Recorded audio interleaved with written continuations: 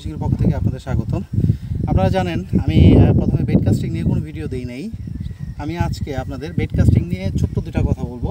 আপনারা যারা bed casting করবেন অবশ্যই আপনার রড এবং রিলের সেটআপটা সঠিক হতে হবে এবং আপনার বেড কাস্টিংয়ের যে রিলটা আছে এই রিলটার সাথে সুতার ম্যাচিংয়ের একটা ব্যাপার আছে এবং এই যে আপনার ড্রাগ পাওয়ার আছে, এখানে ম্যাগনেটিক পাওয়ার আছে এবং ড্রাগ পাওয়ার আছে এবং এই হ্যান্ডেলের সাথে যে পাওয়ার, মোট টোটাল 3টা পাওয়ার বাটন আছে, এগুলোকে কিভাবে হ্যান্ডেল করতে হয় এই বিষয়গুলো জানতে হবে। আদারওয়াইজ বেড কাস্টিংয়ের যে ভয়টা আপনাদের সকলের মধ্যে আছে এই ভয়টা কিন্তু ভাঙবে না।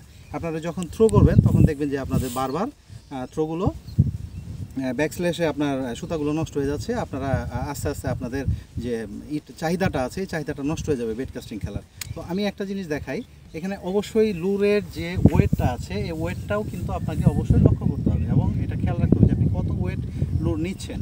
এখন লুরটা নেওয়ার পরে আপনি এটাকে টুইনিং করতে হবে, টুইনিং মাস্ট। তো টুইনিংটা কীরকম দেখেন, আমি টুইনিং করে নিয়েছি। এই লুরের সাথে আমি যখন এটাকে ফ্রি করে দিচ্ছি তখন দেখবেন আমার লুরটা কীভাবে নামে। আমি আরেকবার দেখাই, আমি স্পুলটা ফ্রি করে দিব এখন, মানে আমার আঙ্গুলটা আমার সুতা থেকে সরিয়ে ফেলব। আপনারা দেখতে পাচ্ছেন যে লুরটা কিন্তু খুব নর্মালভাবে নামলো। দ্যাট মিনস আমার এইটা কিন্তু এখন ঠিক আছে, আমার টুইনিংটা ঠিক আছে।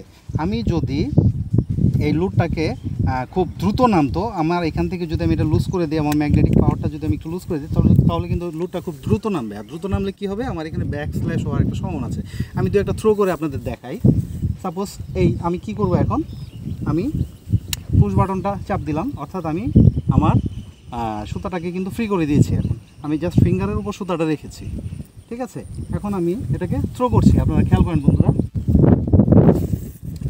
তো কী করলাম, থ্রো করার পরে হ্যাঁ দেখেন এখানে কিন্তু তারপরও ব্যাকস্ল্যাশের একটা প্রবণতা রয়ে গেছে, কিন্তু খুব একটা হয়নি।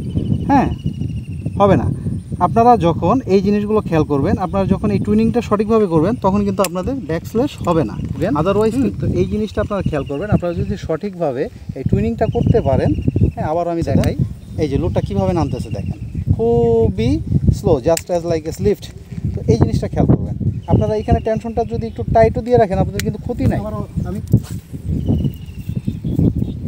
নিশ্চয় বন্ধুরা দেখতে পাচ্ছেন এখানে ব্যাকস্ল্যাশের কোনো প্রবণতা নেই। তো এই জিনিসগুলো অবশ্যই খেয়াল করবেন। তো আজকে এই পর্যন্তই। বাংলা ফিশিংয়ের সাথে থাকবেন, ভালো থাকবেন, সুস্থ থাকবেন, চ্যানেলটা অবশ্যই সাবস্ক্রাইব করবেন। আসসালামু আলাইকুম রহমতুল্লাহ বারাকাতুহু।